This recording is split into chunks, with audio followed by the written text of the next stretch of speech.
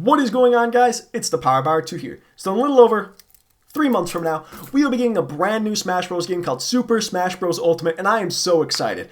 Every character is coming back, and I have just had so much fun trying to predict what character is going to be revealed next. But since we actually don't know that much about these games, I thought it would be fun to look back at some of the older Smash Bros. Games just to pass the time until Ultimate is released. So today, we're going to be looking at the two most polarizing Smash Bros. Games. The one that everybody loves and is the most competitively viable, and the one everybody hates. Now, I am in no way a competitive player. I like to think I'm good at these games, but I mean, let's be real. If I faced the top players, I would get destroyed. So this video will be from a casual person's point of view. But Melee will obviously get points for being the more competitively viable game. I mean, that's what it's known for. But without further ado, it's time to see which Smash Bros. Game is actually better. Let us begin. Melee was released in 2001 while Brawl was released in 2008, so obviously Brawl has an advantage when it comes to graphics. I mean, the reveal trailer for Brawl was meant to show the graphical improvement, except for Kirby, who's kind of just there like, ooh, I want to see what I look like, oh wait, I look the same, what the fuck? Melee based many of its characters off of their N64 games like Link, Zelda, Sheik, and Ganondorf, all being based on their Ocarina of Time appearances while they are based on their Twilight Princess appearance in Brawl. This goes for all of them except for Toon Link for obvious reasons. I mean, I love the Melee graphics, but just look at Falco from Melee to Brawl. The improvement is unparalleled. He looks like a weird freaking chicken kind of thing in Melee to an actual badass in Brawl. It may be an unfair comparison because of the years that each of these games were released in, but Brawl clearly has the better graphics of the two. The stages of these two games are very different as well. Melee has 28 stages while Brawl has 31 plus 10 returning stages from Melee. Obviously, the returning stages are some of the best, including Corneria, Temple, Brinstar, Rainbow Cruise. Wait, what? Why did this stage return? This is literally one of the worst stages from Melee, and they decided to bring it back instead of Fountain of Dreams. What the actual f***? All of these stages, though, will count for Melee because that's the game that they were introduced in. So when we compare some of the greatest of these games against each other, we got Corneria, Temple, and Fountain of Dreams against what? Smashville? Delfino Plaza?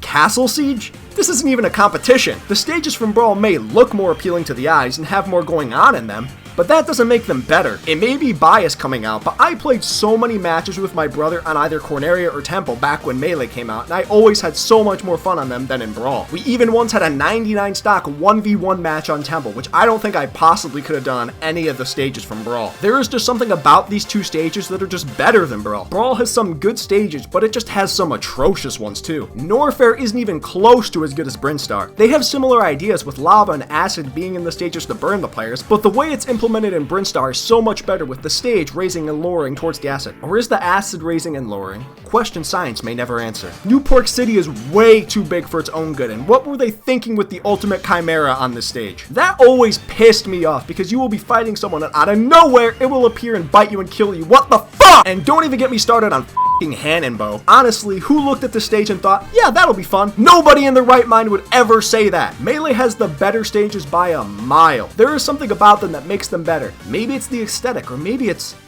the music. Both of these games have phenomenal music. We all know that. Melee added so many new themes because, to be honest, the original game was kinda lacking in that department. Every map has a theme that fits it and really makes you hyped to fight. Even Fountain of Dreams, one of the most calming and beautiful looking stages, has a theme that perfectly fits it. With the slow and peaceful build up into a fast-paced remix of Gourmet Race, it's perfect. Plus, we got Corneria, Final Destination, and we got a Fire Emblem theme, which is my favorite theme in the game. I mean, I use it for my outro, so I think it's obvious that I love it. And we can't forget about the title theme that plays in the game intro. One of the greatest and most hype openings to a game of all time, especially with Super Smash Bros. The menu music for both games is phenomenal, and it's honestly just a personal preference on which one you like more. Melee's feels more like it's trying to get you hyped really quickly for a battle, while Brawl's is more epic and lets the hype slowly build, but they both get the job done. Brawl has more amazing music where that came from as well. We have a remix of the original Corneria theme from Star Fox and King K. Rool's theme. Wait, did they hint at him being in the game 10 years ago? And we got Meta Knight's Revenge, one of the best pieces of music in any game. The title theme is even amazing. It's just as epic as Melee's, maybe even more, but it is missing that one piece that the two games that preceded it had. Where is the...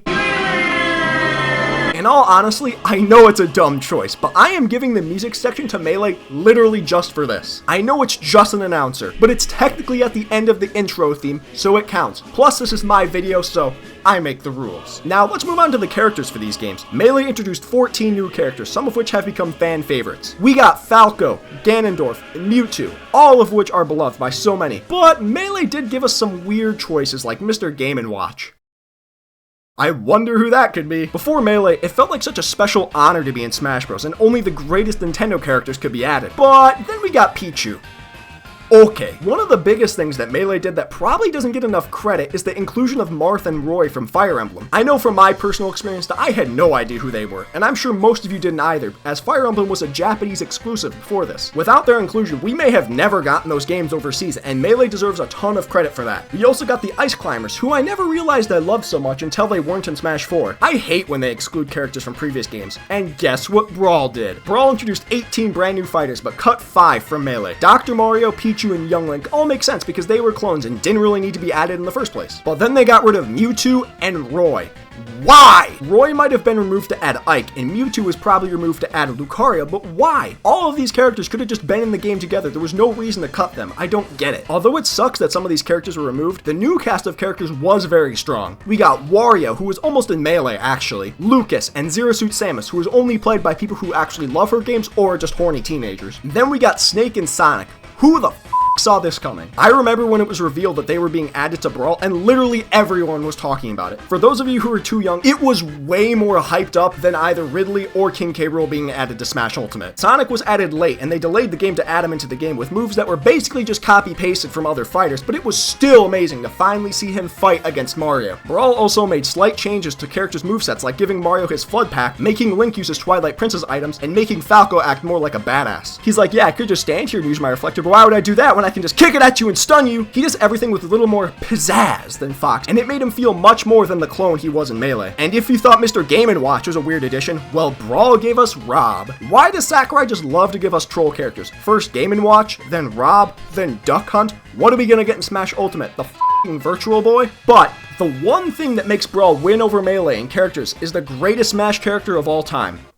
Wolf. In Melee, I mostly played Roy, Dr. Mario, and Falco. Yeah, 2 of my mains were cut from Brawl, so I needed to find a new fighter, and when I first unlocked Wolf, he immediately became my favorite character. The fact that he has similar moves to Fox and Falco, but also is so different at the same time, really fit my style, and I haven't looked back since. I know like half of his moves were taken from other fighters, but I don't care. When Smash Ultimate comes out, you already know I'll be playing with Wolf as soon as I unlock him. In all honesty, although Brawl did cut some characters from Melee, the ones it did introduce are definitely better than those introduced in Melee. I mean, come on. Ike, Lucas, Pit, Snake, Sonic, and Wolf? It's not even close. When Brawl was being teased and trailers were coming out, one of the biggest selling points for the game was the expanded story mode. Adventure mode for Melee was a really good addition as it allows you to travel through areas based on characters' games with tons of battles between. The areas can range anywhere from the Mushroom Kingdom to an actual escape sequence from Metroid. Although I love these parts, the mode really just feels like battles stuck between short platforming areas. The final boss is even lacking unless you finish the mode in under 18 minutes to face Giga Bowser. It's a fun mode, but it was way too short and they didn't have enough content. Well, if you wanted a longer story,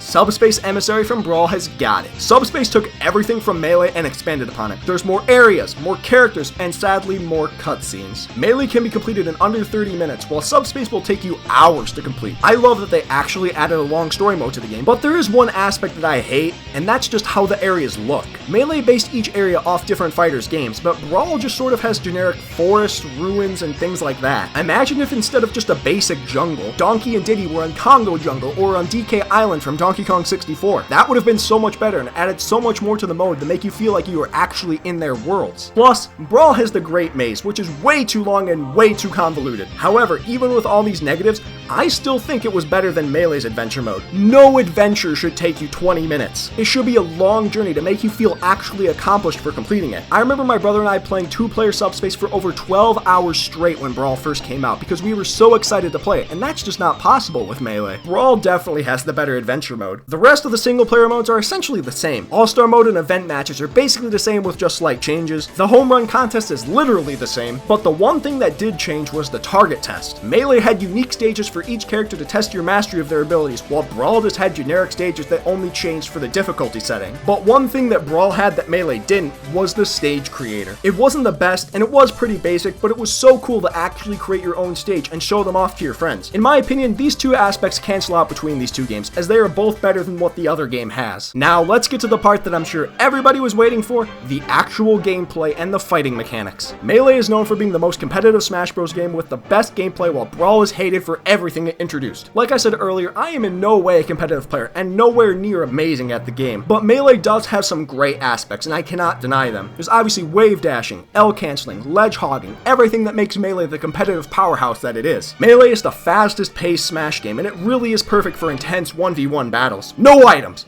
Fox only, Final Destination.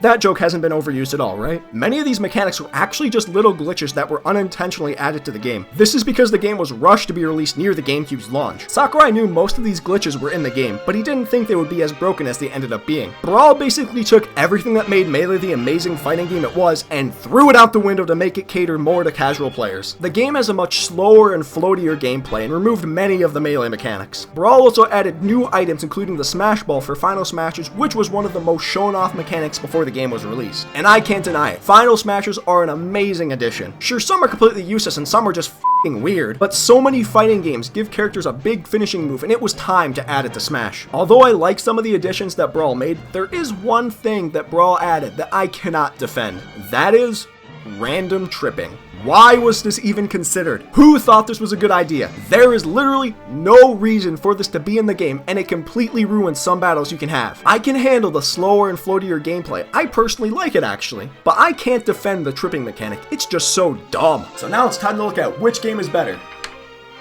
Oh, both games got 3 points in this video. Wait, does that mean... Calm down. I'm not saying Brawl is better than Melee, but you can't deny everything Brawl brought to the table. It had a big graphical improvement, some great stages, awesome music, amazing new fighters, and the best story mode we have ever had in a Smash Bros. Game. If you want to have a casual experience and are just playing for fun, then Brawl is perfect for you. But if you are super competitive and love fast-paced action games, then Melee is for you. It's literally just a personal preference for which game is better. I grew up with both of these games, and I spent so much time playing them, so I feel like I have a good viewpoint of these games. My brother and I got both of these games when they were initially released, and we have played them both for years. But if I had to pick one, honestly, I think I'd have to go with Brawl. Put your hands up, come on, hands where I can see them.